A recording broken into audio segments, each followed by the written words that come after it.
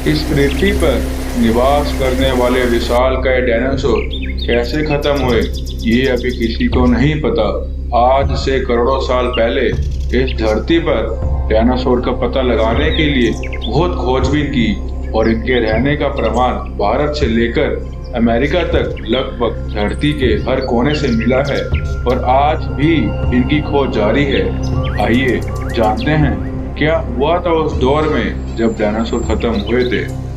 Dinosaur धरती के हर कोने में मौजूद थे, यहाँ तक कि अंटार्कटिका में भी इनके अवशेष पाए गए हैं। डायनासोर कई तरीके के होते हैं, कुछ बहुत विशाल होते हैं और कुछ मानव से भी छोटे होते हैं। कई डायनासोर की पूंछ 45 फीट से भी ज्यादा लंबी होती थी, जो भागते समय उनका संतुलन बनाए रखने में मदद करती थी। डायनासोर के जीवन चक्र के बारे में किसी को पता नहीं लगा, लेकिन वैज्ञानिकों ने यह दावा किया कि 200 साल तक ये जीवित रहते थे।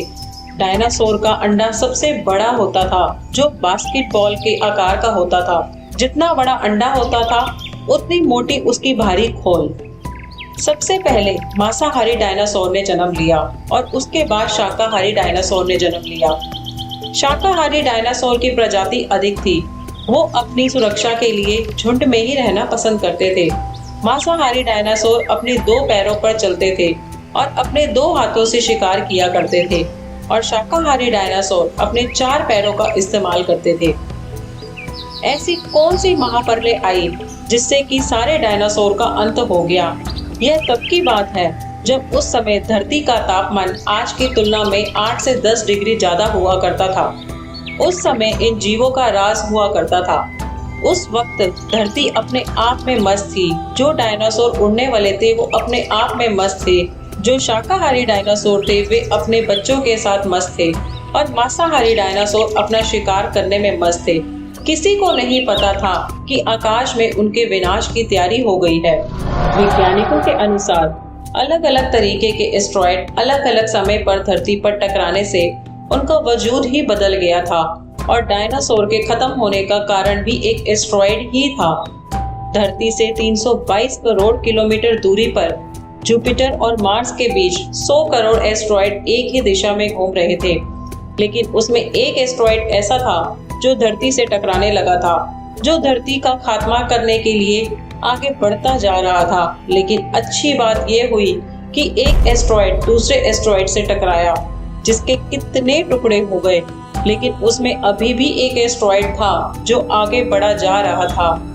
ये टुकड़ा 10 से 15 किलोमीटर चौड़ा था और इसमें इतनी शक्ति थी जो धरती के विनाश कर सकती थी, लेकिन अभी एक आस बाकी थी। धरती पर छोटे मोटे एस्टेरॉयड तो गिरते रहते हैं, जिनका रास्ता चांद रोक लेता है। ऐसा ही ये एस्टेरॉयड अपनी दिशा बदल लेते हैं और चांद से जाकर टकरा जाते हैं। चांद में यह विशालकाय गड्ढे इन बातों का सबूत है कि चांद ने धरती को बचाने के लिए कितने जख्म अपने ऊपर लिए हैं।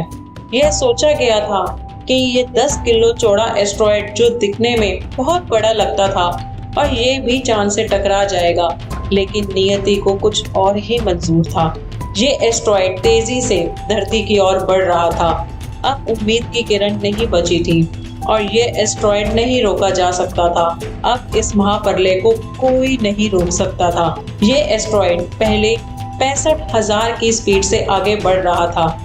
जैसे ही एस्टेरॉयड ने ग्रेविटेशनल के पुल को पार किया, इसकी 10 गुना स्पीड बढ़ गई।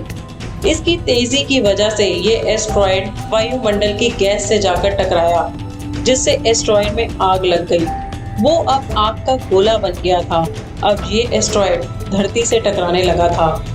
अब महाप्रलय आने ही वाली थी। फिर ये एस्टेरॉयड धरती से टकराया। जहां आज धरती पर नॉर्थ अमेरिका है, जहां मैक्सिको है, वहां जाकर ये एस्टेरॉयड टकराया जब इसका टेम्परेचर 20 डिग्री था। आप यकीन नहीं करोगे कि एस्टेरॉयड का टेम्परेचर सूरज से 4 गुना ज्यादा था। कहा जाता है जब ये एस्टेरॉयड धरती से 800 किलोमीटर दूर था तो इसकी चमक बहुत तेज थी। इसको जिस भी जीव ने देखा होगा उसकी आंखों की रोशनी चली गई होगी। अगर ये एस्टेरॉयड समुंदर से टकराया होता तो इसकी स्पीड थोड़ी कम होती और बर्बादी भी कम होती, लेकिन ये एस्टेरॉयड धरती से ही टकराया। उससे सारी धरती हिल गई थी। जहां पर यह टकराया उसके आसपास का तापमान 300 डिग्री तक पहुंच गया था। जो भी डायनासोर 1000 किलोमीटर तक थे वो सारे डायनासोर जलकर राख हो गए, जिससे धरती का एटमॉस्फेयर भाप बन गया। लेकिन यह तो अभी विनाश की शुरुआत थी। लेकिन इसके एस्ट्रॉयड के धातु आकाश से टकराए और वापस आग के गोले बनकर गिर रहे थे। ऐसा लग रहा था कि आकाश से आग की बारिश हो रही है, जिससे उड़ने वाले डायनासोर और बाकी जीव जलकर खत्म हो गए थे। इस विनाश के कारण धरती पर इतना तेज भूकंप आया जिससे पूरी धरती हिल गई। आज तक ऐसा भूकंप नहीं आया। हर जगह बर्बादी हो रही थी, पेड़ पौधे भी जलकर खत्म हो गए थे। ऐसा लग रहा था मौत तांडव कर रही थी। इस एस्ट्रॉयड से धरती पर जगह जगह ज्वालामुखी निकल रहे थे। ऐसा लग रहा था जैसे धरती अपना रुद्र रूप में आ गई हो। ये ज्वालामुखी और भूकंप समुद्र में भी आ गए थे, जिससे समुद्र में बहुत तेज लहरें उठने लगी थी, जिससे समुद्र के अंदर का जीवन भी खत्म हो रहा था। समुद्र में सारी मछलियां और क्रिएचर्स मारे गए। इसने एक सुनामी का रूप ले लिया था, जिससे शाकाहारी डायनासोर भूख के मारे तड़प तड़प कर मर गए, क्योंकि सारे पेड़ पौधे खत्म हो गए थे। इस तरह से डायनासोर की जितनी भी प्रजातियां थी वो खत्म हो गई थी। कहने को तो डायनासोर खत्म हो गए, लेकिन इस बात पर ठीक से विश्वास नहीं होता। अभी खबर मिली है चाइना में डायनासोर का अंडा पाया गया है और वैज्ञानिकों का कहना है कि डायनासोर का फिर से जन्म हो सकता है। आपको यह बात सुनकर बहुत हैरानी होगी कि डायनासोर और पंछियों के बीच गहरा संबंध है। वैज्ञानिक बहुत चकित हैं कि 7 करोड़ साल बाद ये डायनासोर का अंडा मिला है और यह सबसे दुर्लभ अंडा पाया गया है। और इस अंडे के अंदर डायनासोर का बच्चा पाया गया है। उसकी बोन्स बहुत वीक है। ऐसा अंडा मिलना संभव नहीं था जो उनको मिला है। लेकिन वैज्ञानिकों का कहना है कि ये एक अंडा नहीं बल्कि ऐसे बहुत से अंडे पाए जाने की संभावना है। अगर आपको वीडियो अच्छी लगी तो लाइक और सब्सक्राइब कीजिए।